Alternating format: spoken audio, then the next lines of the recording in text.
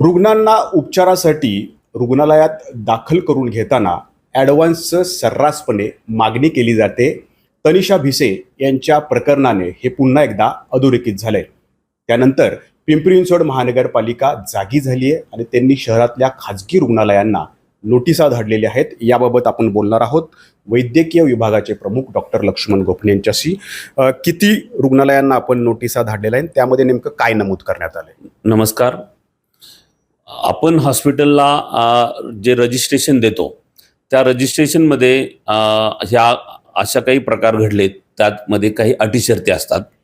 त्या अटी शर्तीला अनुसरून ज्या बॉम्बे नर्सिंग ॲक्टमध्ये 11J मध्ये जे नमूद केलं आहे की रुग्ण इमर्जन्सी असेल, अति तात्काळ असेल, त्याला ट्रीटमेंटची आवश्यकता असेल तर त्या ठिकाणी इमिजिएटली त्याला ट्रीटमेंट देणं आवश्यक आहे. एक तर दोन गोष्टी आहे की एक तर मानवता दृष्टी पण आहे ट्रीटमेंट देणे, आणि दुसरा ॲक्टमधील रूलनुसार पण आपण ट्रीटमेंट देणे आवश्यक आहे.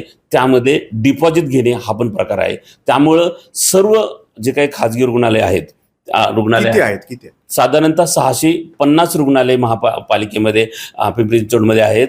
त्या सर्व रुग्णालयाला माझं आव्हान राहील की आपण असं कुठल्याही अति तात्काळ व इमर्जन्सी रुग्णांकडून डिपॉझिट न घेता त्यांना त्वरित ट्रीटमेंट सुरू करावी.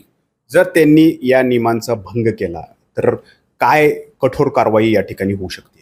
मी जसं म्हटलं की आपण बॉम्बे नर्सिंग ॲक्टनुसार आपण हॉस्पिटल रजिस्ट्रेशन देत असतो.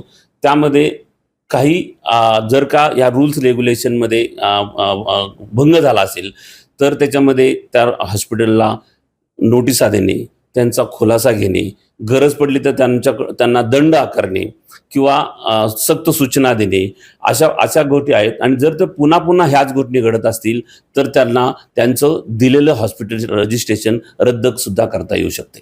तर तनिषा भिसे यांच्या मृत्यू प्रकरणानंतर रुग्णालय कशा प्रकारे ॲडव्हान्सची मागणी करतात, आडमुठी भूमिका घेतात, हे दीनानाथ मंगेशकर रुग्णालयाच्या निमित्तानं हे समोर आलेलंच आहे. आणि आता म्हणूनच पिंपरी चिंचवड महानगरपालिका खडबडून जागी झाली आणि त्यांनी खाजगी रुग्णालयाला नोटिसा धाडलेल्या आहेत. मात्र ही तात्पुरती मलमपट्टी व्हायला नको. जर तनिषा भिसे यांच्यासारख्या रुग्णांची पुनरावृत्ती घडवायची नसेल तर कायमस्वरूपी इलाज हा गरजेचा आहे. नाजिमुल्ला, एबीपी माझा, पिंपरी चिंचवड. एबीपी माझा, उघडा डोळे बघा नीट.